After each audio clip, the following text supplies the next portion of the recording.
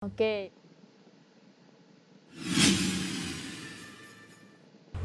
Hai guys, balik lagi dalam acara podcast Ruang HAM bareng FGM, Forum Generasi Muda, bersama aku Veronica.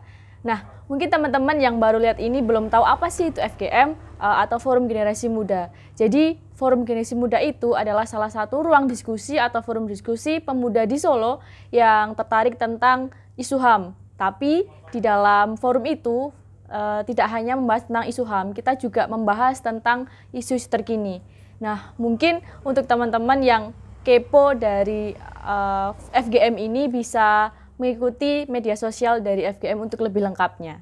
Oke, jadi hari ini kita akan ngobrol, akan berdiskusi banyak dengan bintang tamu kita yang luar biasa.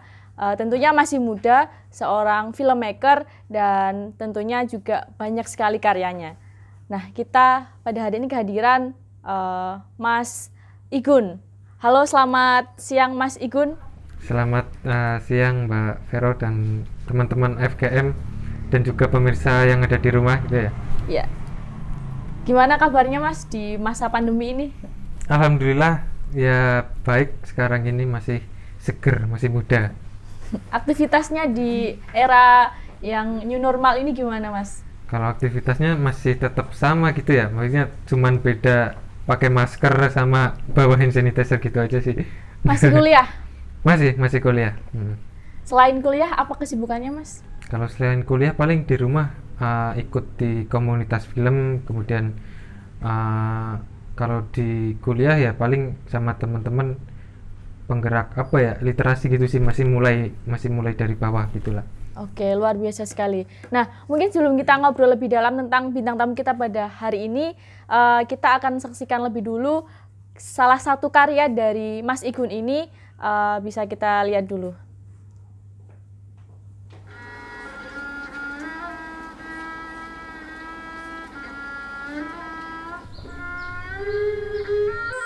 Aku anake wong tani, rama biyungku tani, nini kakekku tani, turunan tani kabeh. 65 gue melu pengurus BTI. Terus ada meletusnya, katanya ya 30 SPKI di Jakarta. Semua itu menuduh kita ke PKI, semua yang ini PKI, padahal bukan. Kita urusannya tanah. Tanggal 5 Oktober nggak salah, 65 masuknya penjara. 23 nggak salah, September 78 nggak salah, bebas salahnya.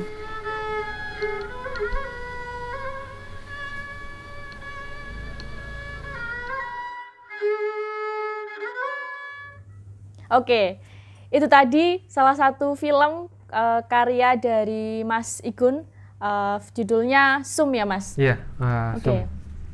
Sebelum kita masuk ke dalam apa sih dalam film Sum itu, kenapa Mas Igun itu tertarik mengekspresikan gagasannya dalam sebuah film, dibungkus dalam sebuah film itu kenapa?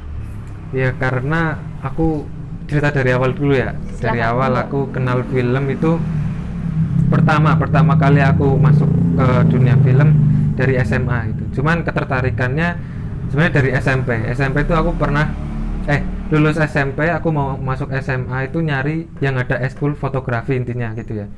Nah aku udah cari-cari di tempatku di Purbalingga itu udah nggak ada gitu kan, udah nggak ada. Terus akhirnya aku keterima di SMA 2 Purbalingga. Nah di SMA 2 Purbalingga aku masuk ke eskul teater. Nah aku nggak tahu ada filmnya gitu kan. Terus kemudian udah jadi anggota itu lagi apa ya istilahnya, kalau itu workshop gitulah, awal workshop, kemudian ada itu workshop tentang film bareng CLC Purbalingga gitu kan. Nah itu mulai ketertarikannya masuk di dunia film sekitar tahun berapa ya, 2017 2017an. Jadi mulai dari ekskul itu ya, ekskul di SMA. Oke. Itu kan di film Sum itu tadi kan bahas tentang isu HAM ya.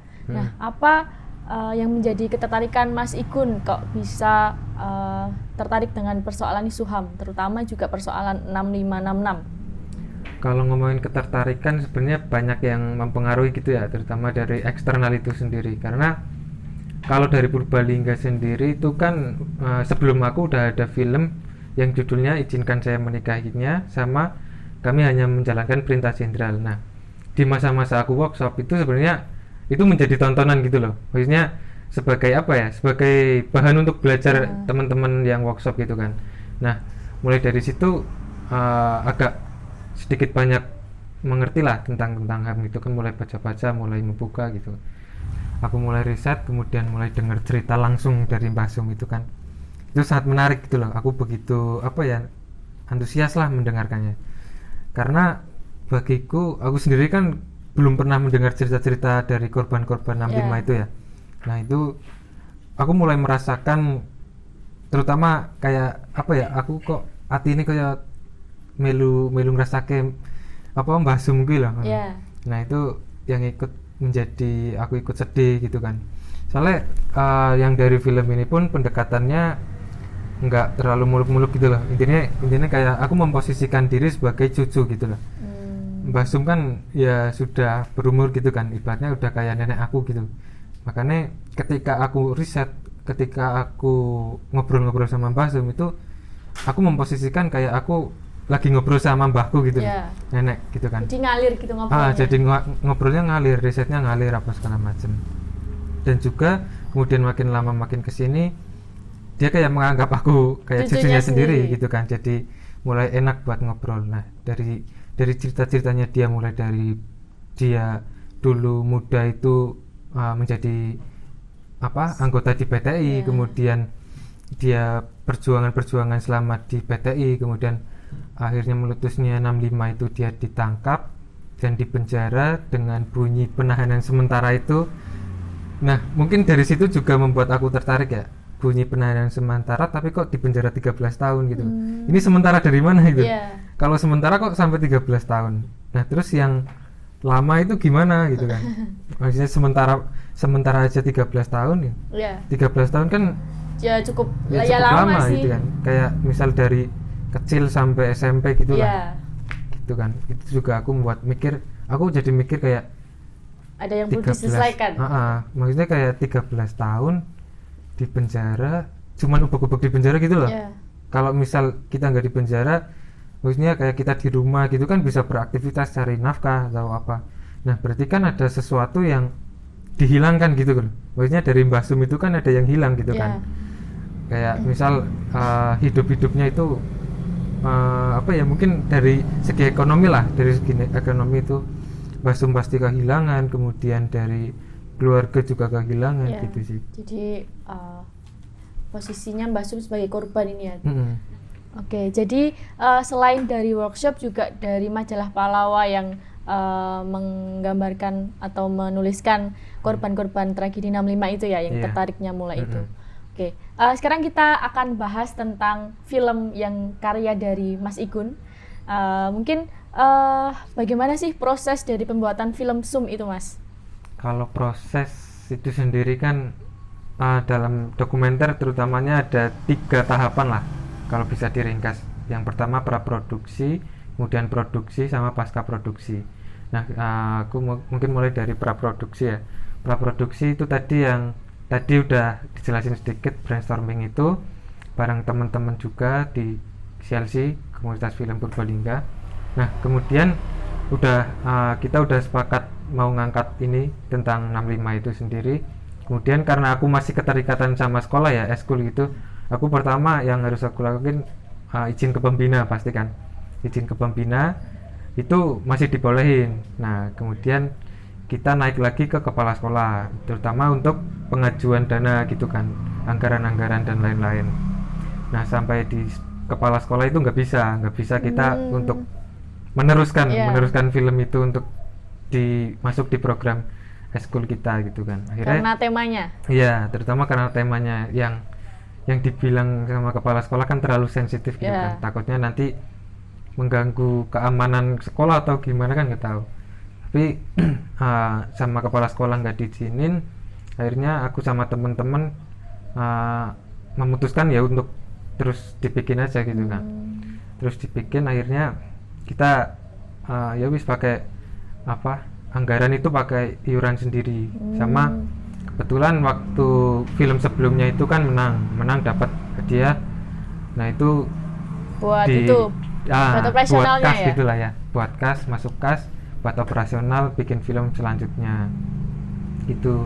Terus aku juga riset datang ke rumah narasumber langsung, terus ngobrol sama, waktu itu kan di Sekber 65 Purbalingga kan ya, paling enggak kayak apa, ngobrol-ngobrol gitulah untuk memperdalam materi. Nah kemudian aku riset itu kurang lebih ada sekitar 3 bulan lah, mulai dari aku pengenalan sama Mbah Sum, kemudian aku mulai pendekatan, dan juga kayak mulai cari-cari dokumen pendukung gitu loh. Maksudnya cari dokumen-dokumen pendukung, kayak ada surat pembebasan, kemudian KTP-nya Mbah Sum waktu zaman dulu, terus ada berkas-berkas lainnya yang masih disimpan, terus ada foto-foto zaman di penjara gitu kan. Oke. Itu kan tadi kan ada beberapa tantangan atau kendala yang dihadapi ketika pembuatan film ini ya Mas. Selain dari izin dari kepala sekolah, lika-liku tantangan atau yang tantangan waktu pembuatan film selain itu apa Mas? Yang nggak punya duit? Ya selain keuangan juga. Apa ya? Waktu take-nya atau waktu mungkin apa ini gitu. sih kru gitu kan. Krunya. Karena waktu pertama mau bikin itu kalau nggak salah ada 3 orang, tapi kenyataannya ketika udah mau produksi 2 orang. Setengah jalan produksi ini baru 2 minggu apa seminggu gitulah ya. Itu yang satunya hilang, nggak dibolehin sama orang tua, karena kebetulan yang satu ini temanku rumahnya dekat sama rumahnya Mbak Sum itu. Nah kemudian mungkin karena desas-desus dari tetangga atau bagaimana, akhirnya sama orang tua nggak diizinin, akhirnya wis hilang. Akhirnya aku sendiri kan. Sendiri itu ada selama mungkin ada seminggu lah, syuting seminggu aku sendiri. Terus akhirnya aku kayaknya aku nggak bisa nih, keteteran kan. Aku bawa kamera misal ada 2, terus ada recorder kayak gitu kan, cuma 1 orang kan susah gitu ya. Akhirnya narik 1 orang, itu pun masih kayak apa ya, setengah-setengah lah gitu lah. Maksudnya kadang aku berangkat misal jam 5 pagi, dia baru berangkat jam 9 gitu kan. Ya nggak mesti juga, kadang dia punya kesibukan gitu kan. Gitu sih, paling itu sih, selain nggak punya duit ya. Nggak punya duit. Ini ada beberapa tantangan yang dihadapi ketika pembuatan film ini ya Mas.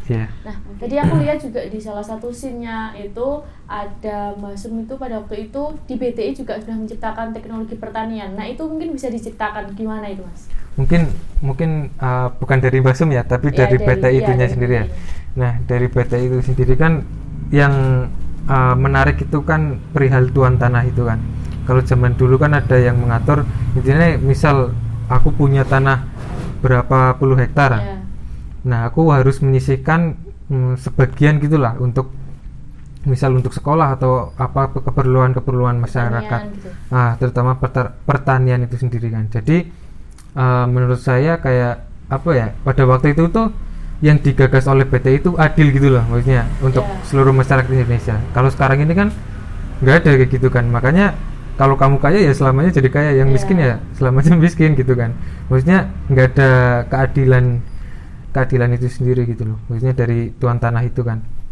Apa ya, kalau dulu itu sebutannya, kalau di daerahku itu tanah pekulen gitu kan, yang dibagi-bagikan itu kan, yang harus dirawat. Nah Mbak Sum juga sama anggota PTI lainnya juga kayak misal aku lagi panen. Nah kemudian Mbak Sum sama anggota-anggota lainnya ikut panen gitu kan. Maksudnya ikut panen itu aku lupa istilahnya apa, itu ada dalam istilah Jawa lah. Intinya dia ikut membantu panen, tapi upahnya itu berupa entah itu beras atau apapun gitulah. Jadi mereka itu ya sebenarnya orang-orang tani yang bertani gitu, memperjuangkan hak-hak tanah, tentang agraria kayak gitulah ya. Tadi kan mungkin ada teknologi itu ya mungkin, tapi apa yang Mas Ikun temukan, apa yang ditemui nih ketika memang sudah riset membuat film itu? Jadi kan sekarang teknologi itu udah nggak dipakai, jadi apa sih yang dihilangkan atau apa yang beda dari pra dan pasca tragedi 65 itu?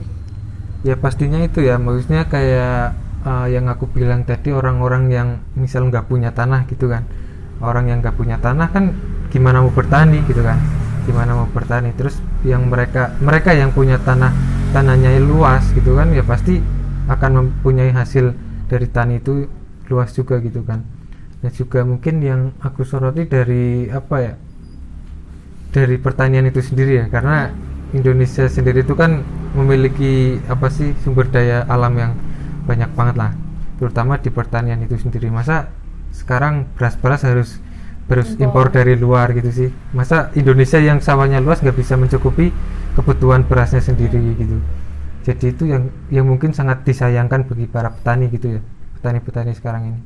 Mungkin juga salah satu dari cerita korban yang ada di Purbalingga yang aku temui, salah satunya itu pernah disekolahkan waktu itu pada masa Soekarno gitu kan, oleh Bung Karno. Itu disekolahkan di Cina kalau nggak salah. Itu di Cina dia udah belajar mengenai intinya tentang tumbuhan-tumbuhan gitulah, intinya tentang pertanian. Dia itu sebenarnya udah bisa menciptakan bibit padi sendiri gitu yang kualitasnya bagus. Tapi sayang pada waktu itu dia harus dipenjara di Pulau Buru dan segala macam. Tapi kemudian setelah dia bebas, dia mendirikan kelompok tani gitulah, kelompok tani yang di dalamnya mengajarkan bagaimana cara bertani yang benar, terus bikin pupuk dan juga menyosialisasikan tentang bibit padi yang dia bikin itu. Di Purbalingga ada itu yang ya kalau saya pikir itu kan jadi hal yang mubah gitu kan, maksudnya kita punya sesuatu yang berharga di negara ini, masa dibuang kayak gitu kan, maksudnya gitu ya. Apalagi dalam sektor pertanian itu sendiri yang ada kaitannya mungkin sama yang Mbah Sum itu tadi ya, gitu sih. Jadi itu ya, sebenarnya nggak terbatas sama mesinnya, jadi memang kehidupan Mbah Sumnya yang memang menarik menurut Mas Igun ya. Oke. Kalau nggak salah dengar, film ini kayaknya menang di festival film ya Mas, itu gimana, bisa diceritakan? Kalau pertama kali yang menang itu di Festival Film Purbalingga, itu jadi film pelajar terbaik tahun 2018 kalau nggak salah. Nah, itu terus kemudian ada di Uji Fest itu di UMN, Universitas Multimedia Nusantara, terus kemudian di Solo Dokumentari itu borong yang terbaik sama favorit penonton. Terus di mana lagi ya? Kalau nggak salah cuman itu sih, yang lain ada yang masuk nominasi gitu lah, cuman masuk nominasi gitu. Oke. Itu kan tadi kan mungkin sudah memenangkan berapa award ya mungkin ya, jadi tapi terus tanggapan dari kepala sekolahnya sendiri gimana Mas? Karena kan di awal kan mungkin karena nggak disetujui karena terlalu sensitif, itu gimana setelah mendapatkan itu? Ya, jadi kejadian itu waktu aku ke Solo 2018 itu menghadiri Solo Documentary Fest, film festival itu kan. Nah itu aku selama seminggu itu bolos sekolah. Nah karena itu ibaratnya itu kan kayak lomba lah ya, harusnya aku pakai surat mungkin dari sekolah gitu kan. Cuman aku izin itu cuman pakai tulisan tangan gitu loh, kayak orang sakit. Gitu kan, aku nulis sendiri, intinya nggak bisa masuk sekolah lah kayak gitu. Tapi intinya aku bolos gitu, 1 minggu. Nah itu dicariin sama guru-guru, ini kok bolos kok sampai seminggu gitu kan. Nah terus kemudian aku menang dua penghargaan itu. Kemudian kan masuk media mungkin sampai sekolah itu dengar. Nah ketika aku masuk sekolah itu setelah 1 minggu, itu guru-guru yang pertama kali ngucapin selamat gitu loh. Maksudnya sebelumnya mereka nggak ada tanggapan. Setelah aku menang ngasih selamat, terus juga ya wis jangan menghiraukan omongan-omongan sing namanya mungkin menghalangi gitulah. Ya kayak contohnya mungkin dari kepala sekolah tadi nggak mengizinkan, intinya ya tetap semangat gitu sih. Terus juga itu ya yang jadi masalah itu juga lagi sih, kayak jadi aku dikenal mungkin kayak dikenal suka bolos gitu ya. Karena kadang dari proses syuting pun kayak gitu, soalnya karena tadi nggak diizinin sama kepala sekolah kan, kita nggak bisa bikin dispensasi yang yang sah gitulah, yang resmi. Makanya kadang kita cari waktu buat bolos gitu kan. Kadang ya dispen ikut organisasi lain atau apa gitu, jadi ya tinggal pinter-pinter kita bolos gitu. Sering banget bolos gitu nah. Oke. Menarik. Jadi mungkin bintang tamu kita pada hari ini tuh pengalamannya sangat banyak juga, keberaniannya juga tinggi karena tadi beberapa kali diceritakan tentang mungkin tidak disetujui tapi juga masih terus demi sebuah karya gitu ya. Nah, mungkin apa sih? Tadi kan juga Mas Igun itu kan terlibat dalam komunitas film, terlibat dalam komunitas literasi gitu. Nah, apa harapan Mas Igun untuk anak muda seumuran kita nih gitu untuk masa depan nanti terkait tentang HAM? Ya, kalau ngomongin anak muda kan sekarang pasti canggih-canggih gitu ya. Apalagi kayak bikin film itu nggak harus pakai kamera yang mahal. Pakai HP pun sebenarnya bisa gitu kan. Nah, kalau dari film sendiri itu kan bisa buat media-media propaganda atau kampanye-kampanye gitu ya. Nah, harapanku ya entah itu dengan film ataupun media-media teknologi yang canggih lainnya gitu, generasi muda pasti yang menguasai harus bisa mengkampanyekan persoalan-persoalan yang apa ya, terutama HAM gitu lah ya, terutama HAM yang belum terselesaikan.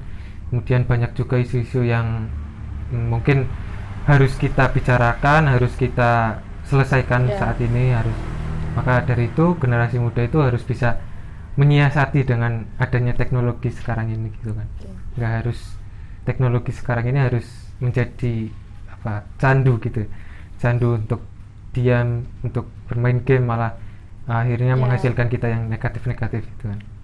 Jadi jangan sampai pemuda itu stagnan gitu ya Mas. Jadi jangan sampai alasan untuk membuat sebuah karya gitu. Betul. Oke. Tadi juga banyak sekali kita ngobrol, ada diskusi dengan bintang tamu kita pada hari ini. Banyak sekali hal yang bisa kita dapatkan, ilmu baru yang kita bisa dapatkan dari Mas Igun. Nah, mungkin terakhir nih Mas, jadi closing statement nih, atau mungkin 3 kata untuk pemuda, HAM dan film. Mungkin 3 kata apa ya? Mungkin dari aku sendiri ya. Kalau dari aku sendiri itu jangan mati sebelum berkarya. Oke. Gitu. Jangan mati sebelum berkarya kata Mas Igun. Teman-teman bisa mengimani atau mendalami kata-kata kalimat dari Mas Igun itu. Jangan mati sebelum berkarya. Oke. Mungkin obrolan kita cukup sampai di sini dulu karena kita nanti juga masih banyak lagi podcast-podcast FGM selanjutnya.